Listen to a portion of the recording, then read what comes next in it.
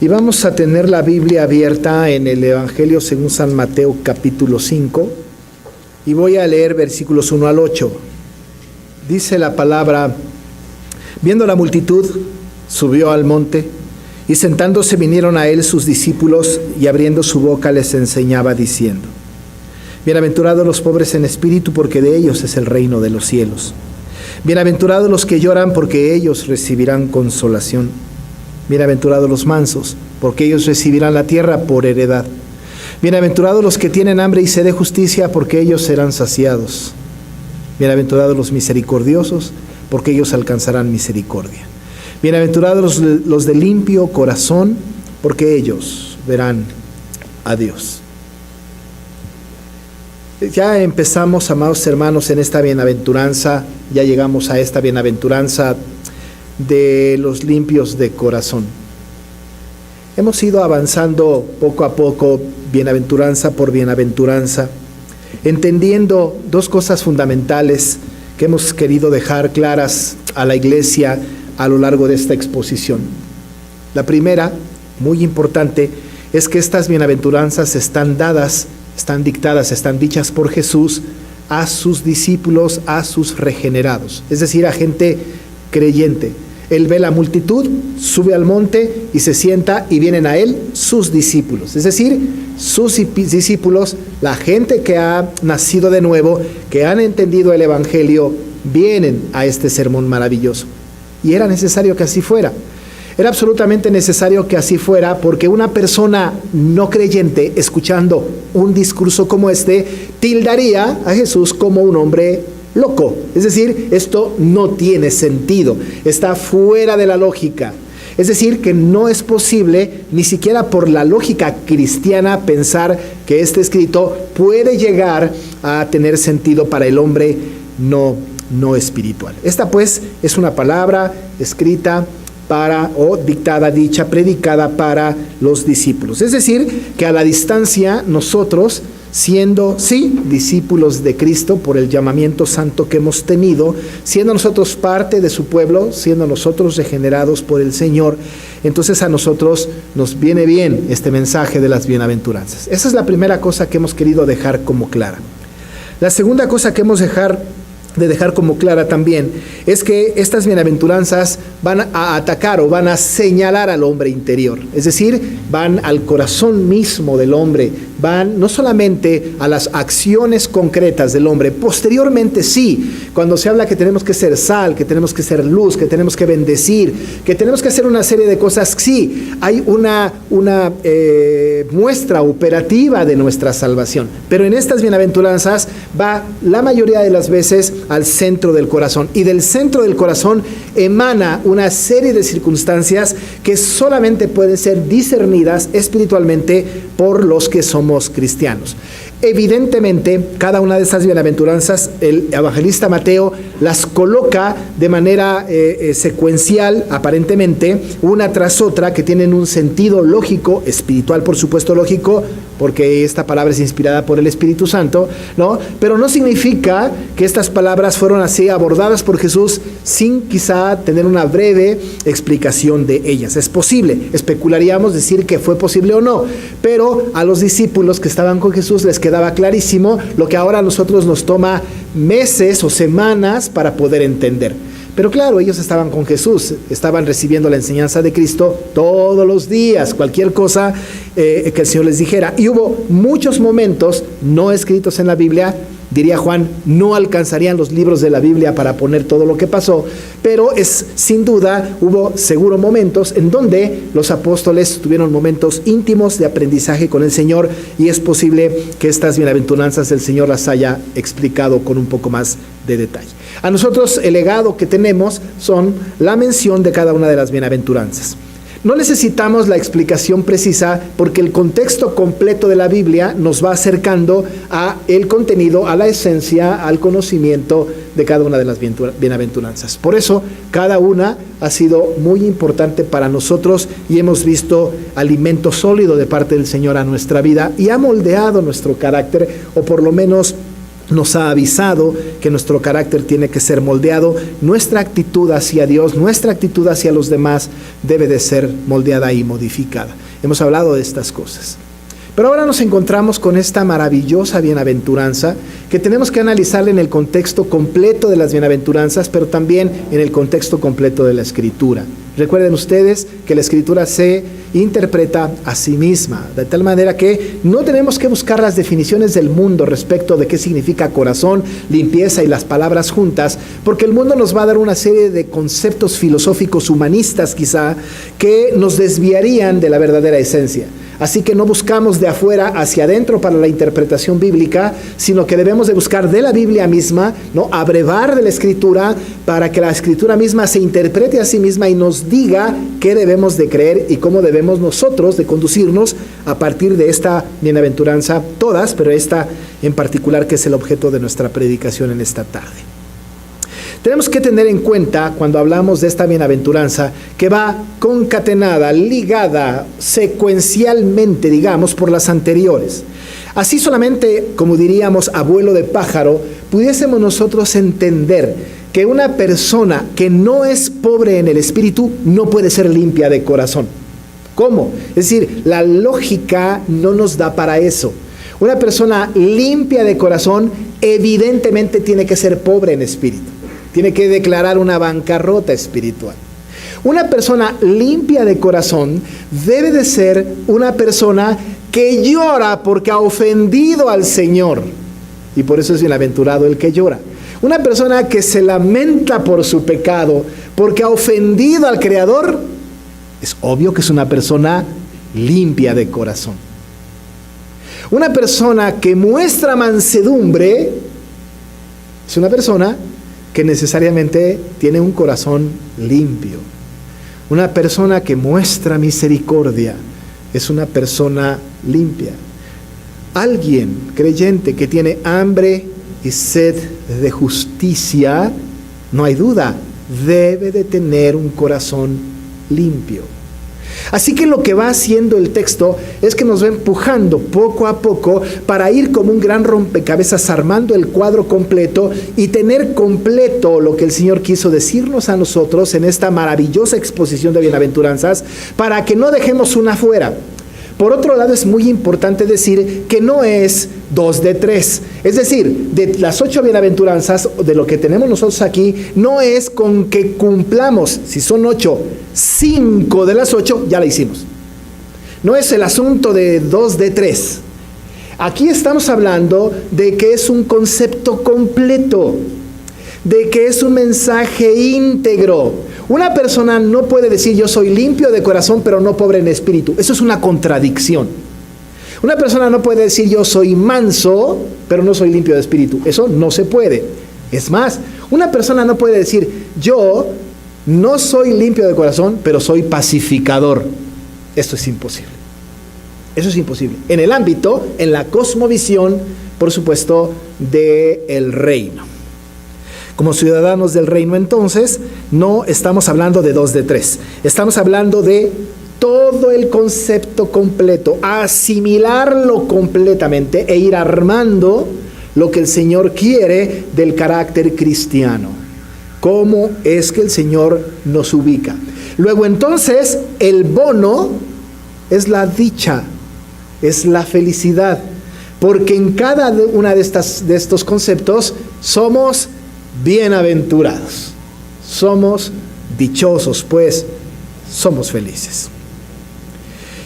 Empujándonos pues poco a poco el Señor Jesús en esta maravillosa predicación, ahora pone en nuestra mente que podamos analizar la bienaventuranza de los limpios de corazón. ¿A qué se refiere?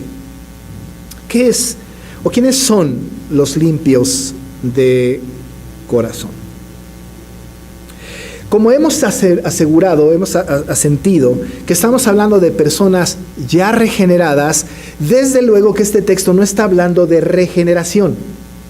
No está hablando de personas que tienen un corazón de piedra y que luego fueron trasladadas al corazón de carne. Es evidente que lo que está hablando aquí es a personas que ya tienen un corazón de carne, en esta metáfora. que ya tienen la salvación. Entonces no debemos aplicar el texto a que son bienaventurados los salvos. Ahora, no quiero decir con esto que no seamos bienaventurados. Por supuesto que somos bienaventurados los salvos, pero no es a lo que se refiere el texto. No es pues bienaventurados los limpios de corazón en tanto salvos. Va más allá del concepto, porque está hablando a gente que ya fue su corazón modificado. Pero entonces tenemos que ubicarnos en el concepto metafórico del corazón. Luego, a partir de allá, estudiar y analizar la frase en conjunto de manera etimológica quizá, que no vamos a llegar a esto, pero de la manera conceptual como lo hemos hecho en las anteriores predicaciones. Cuando se habla de corazón, evidentemente es una manera metafórica de decir donde están albergadas nuestras emociones, nuestras intenciones, nuestros afectos. ¿No es cierto? De hecho, así lo manejamos. Y decimos cosas como, mi corazón me dice. Ahora, evidentemente, el órgano no habla. Sería absurdo. Pero estamos hablando del corazón desde un punto metafórico, en donde decimos que en el corazón están pues albergadas las emociones, las intenciones, los afectos, la fe, las determinaciones. Hablamos en ese sentido del corazón. Hemos de tener mucho cuidado porque incluso cuando la Biblia habla del corazón, no solamente habla del corazón desde el punto de vista positivo, sino incluso dice, ¿no?, que del corazón salen las cosas malas y que no hay nada más perverso que el corazón del hombre. Así que habría que tener cuidado en el asunto de hablar del corazón.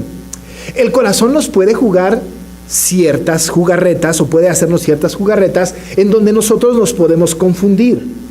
Hemos incluso hablado en términos de la iglesia de cristianos, ¿no? Cuando nos hablamos entre nosotros como cristianos, hemos cometido quizá el error de decir, sigue lo que tu corazón te indique.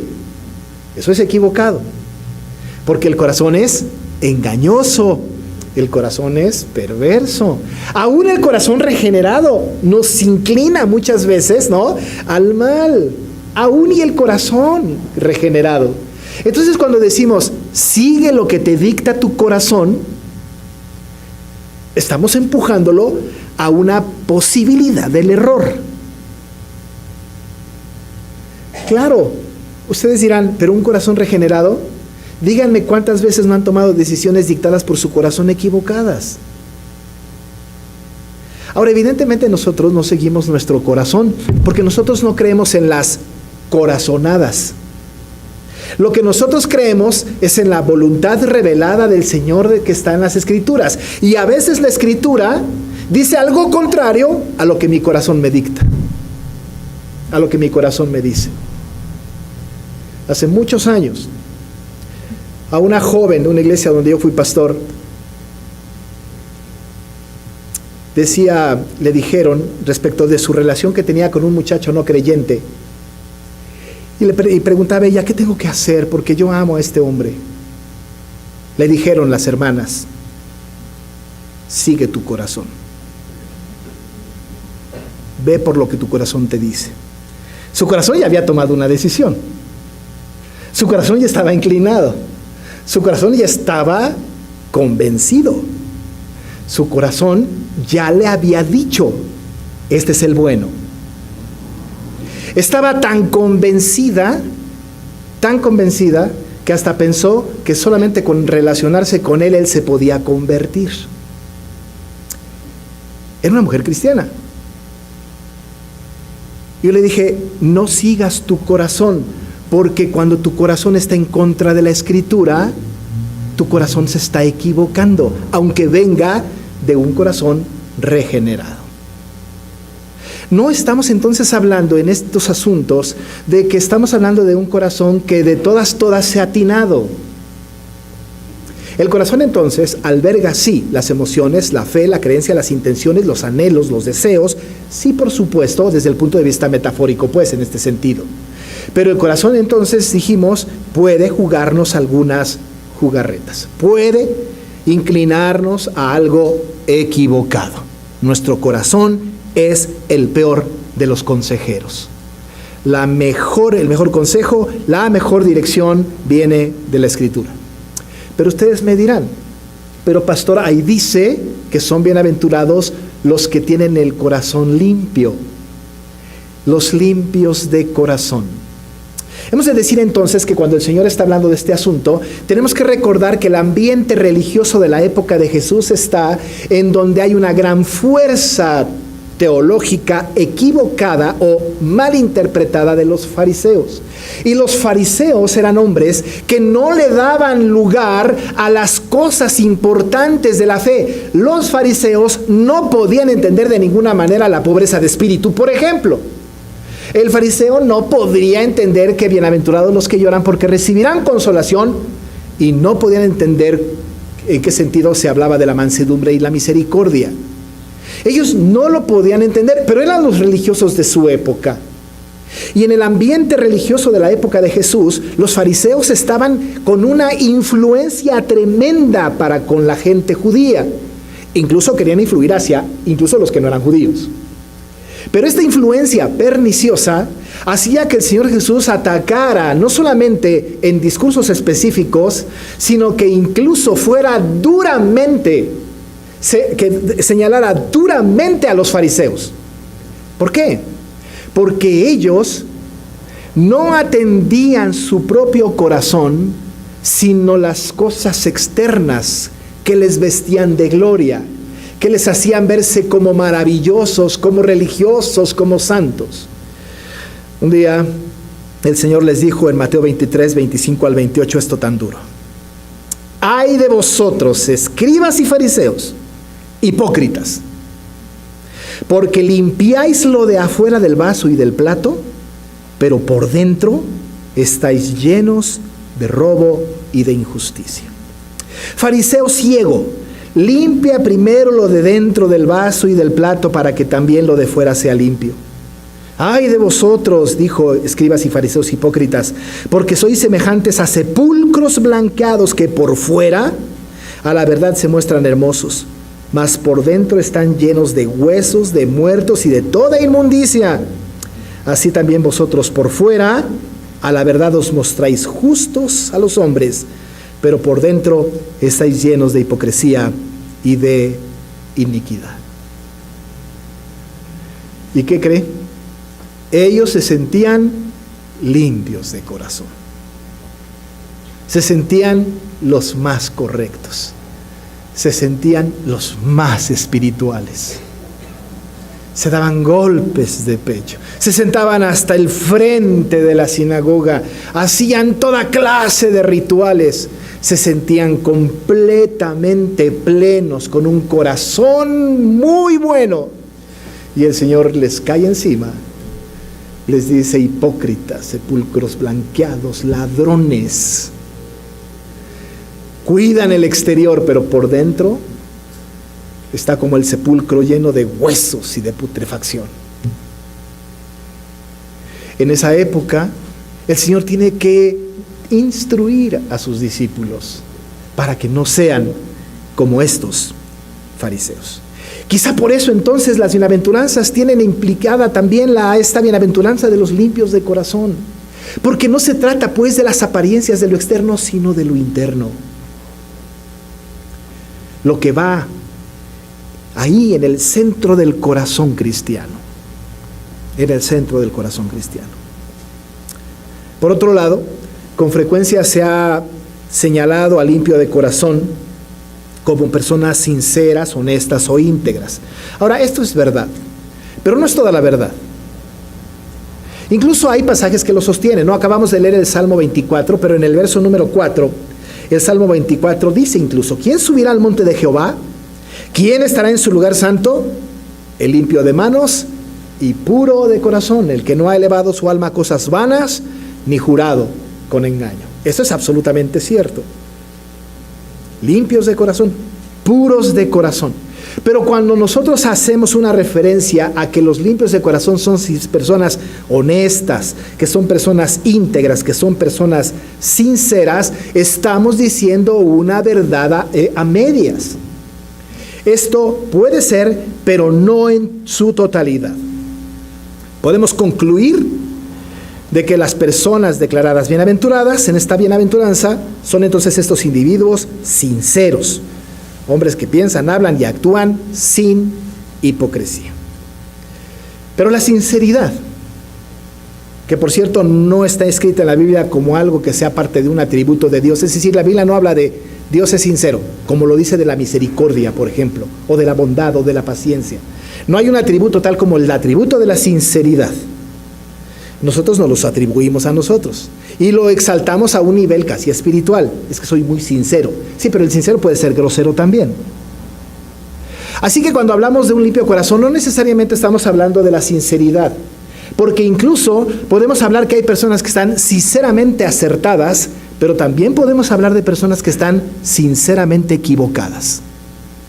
Y una persona sinceramente equivocada es una persona que no es limpia de corazón, por muy sincera que sea su equivocación, por muy buena que sea su intención. No es lo mismo la sinceridad atinada, la sinceridad centrada en la Biblia, que una sinceridad equivocada. Hay personas que están sinceramente equivocados. Un día, cuando no hubo por 3 años y medio lluvia ni rocío sobre la tierra, por mandato del rey Acab, para que no lloviera, existió el profeta Elías. Y después de 3 años y medio, cuando el Señor le dijo que se presentara delante del rey en el monte Carmelo para que ya hubiera lluvia y que orara a Jehová para esto, usted recordará la historia, que además es una escena un poco jocosa, porque los 850 sacerdotes de Baal y de Aser estaban de un lado y Elías del otro. Y entonces se pusieron de acuerdo para que cada uno hiciera un altar y orara a su Dios para que descendiera agua del cielo. Y eso pasó. ¿Pero qué cree que pasó?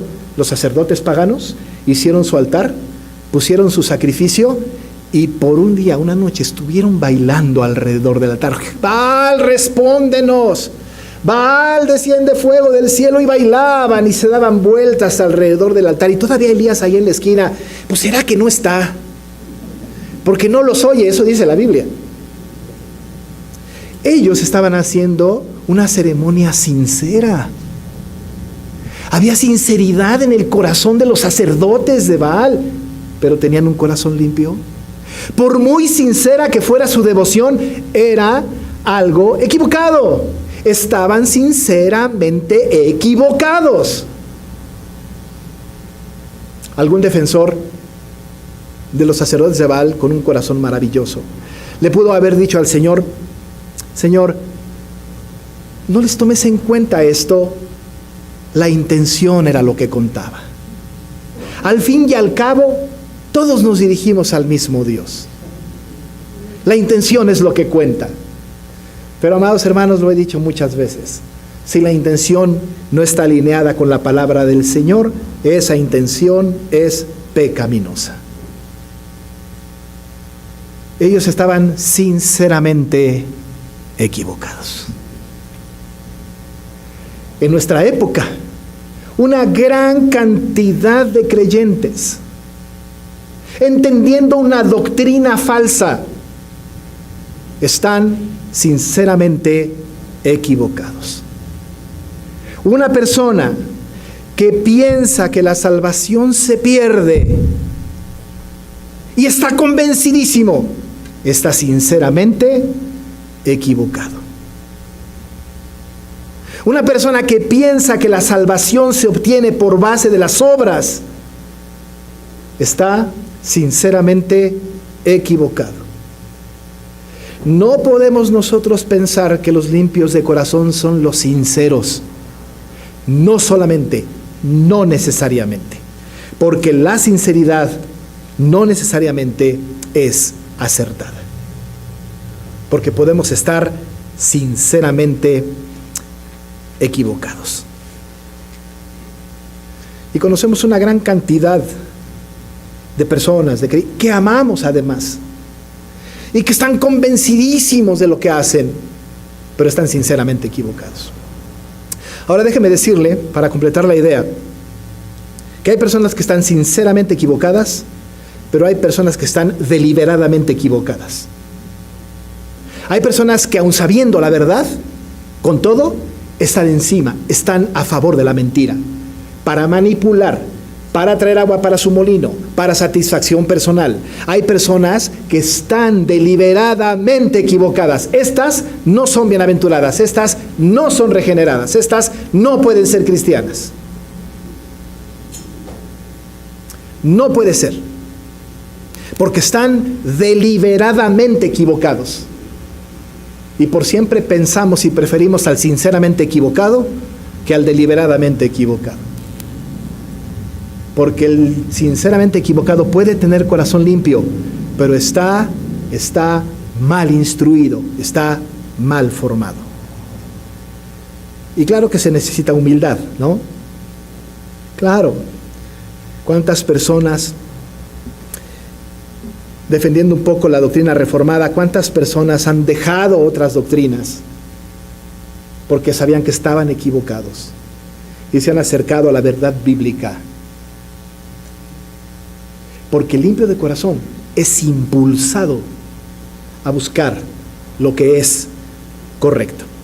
Esto nos lleva a definir entonces qué son los limpios de corazón. ¿Qué son los limpios de corazón? Ya dijimos los que no son, pero ¿quiénes sí? Esa respuesta la tenemos que encontrar en la Biblia misma. Tenemos que afirmar que los limpios en corazón son los que se esfuerzan sin hipocresía para agradar y glorificar a Dios. Pero quizá la definición más clara la encontremos en la Escritura en 2 de Timoteo 2:22. Voy a referir este texto para hablar un poco lo que Pablo habló a este joven Timoteo.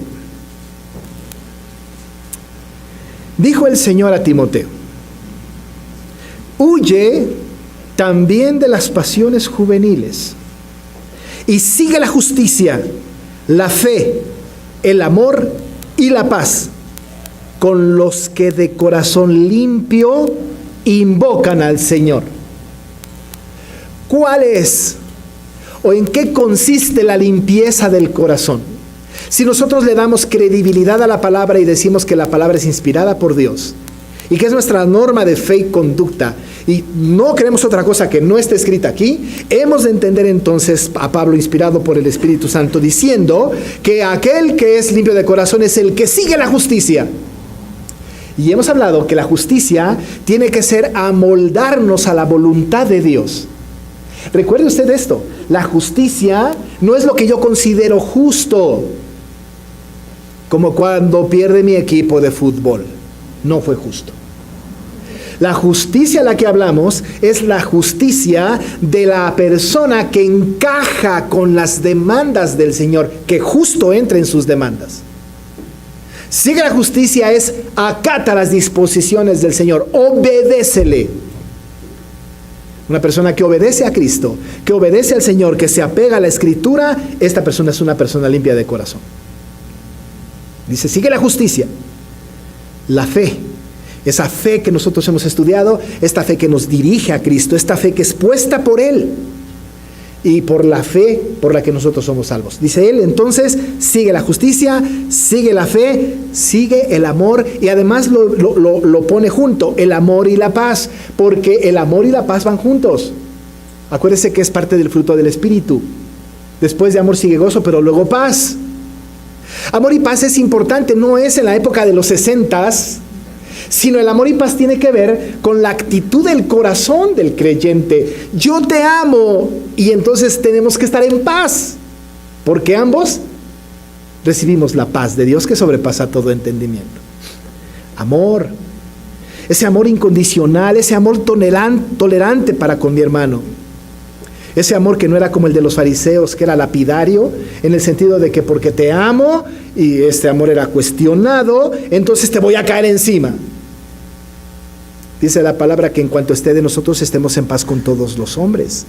Dice que nos tenemos que amar y que incluso en el mundo sabrán que somos sus discípulos porque nos amamos unos a otros. Dice el Señor, los limpios de corazón son los que se acatan a mis disposiciones porque siguen la justicia, porque creen en Jesucristo y además porque están en el amor y en la paz. Y todos juntos invocamos al Señor.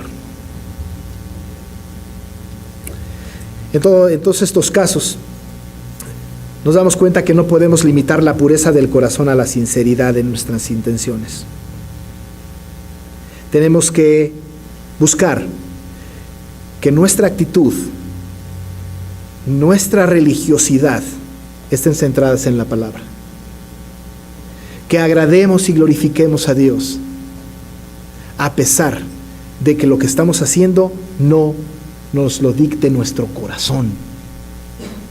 El de corazón limpio es el que se apega a la Escritura, el que hace lo que Dios dice, el que ama a su prójimo, el que está en paz con todos los hombres, el que cree en Jesucristo, el que invoca al Señor. Ese, hermanos amados, es el del corazón, el del limpio corazón. Hacerlo nos hace felices, porque el texto dice, son bienaventurados. Nos da dicha, nos da paz. Somos tremendamente felices cuando acatamos esta disposición. Estos limpios de corazón son los que verán a Dios, porque son pobres en espíritu, porque lloran por su pecado, porque tienen hambre y sed de justicia, porque son mansos, porque son misericordiosos, porque son pacificadores, porque los persiguen a causa de la justicia. Por eso son limpios de corazón, y por eso verán a Dios. Y yo creo que tenemos que orar, ¿no? Y tenemos que orar para que el Señor nos dé la capacidad. Tenemos que orar reconociendo que nuestro corazón es perverso. Tenemos que orar pidiendo al Señor que renueve nuestra vida día a día. No que nos salve todos los días, la salvación es por siempre, sino que nos vaya dirigiendo. Y quizá la oración que nos conviene para este texto es la oración que hizo David en el Salmo 51:10, que usted sabe. Crea en mí, oh Dios, un corazón limpio y renueva un espíritu recto dentro de mí. Y David, siguiendo su corazón, adulteró y asesinó. Pero cuando se enfrentó con el Señor, entendió su misericordia y entendió que solamente los de limpio corazón son los que siguen a Dios. Crea en mí, oh Dios, un corazón limpio y renueva un espíritu recto dentro de mí. Oremos. Señor Dios, nosotros, cuando más enterados pensamos que estamos de nuestra fe, nos sentimos maravillosos porque somos cristianos y tenemos conductas de cristianos y nos movemos como cristianos y hablamos como cristianos. De repente nos confronta tu palabra y hay algo más en lo que tenemos que trabajar: un corazón limpio. Ya está regenerado nuestro corazón, pero queremos, Señor, que nos laves más y más de nuestra maldad y que nos libres de nuestro pecado. Queremos que tú creas en nosotros un corazón limpio y que renueves un espíritu recto dentro de nosotros. Queremos seguirnos conformando al carácter de Cristo, acatando tu palabra, creyendo en ti, amándonos unos a otros, estar en paz con todos, invocar juntos tu nombre. Ayúdanos en esto, Señor, porque queremos que esta bienaventuranza sea una realidad espiritual en nuestra vida. En el nombre de Jesús. Amén.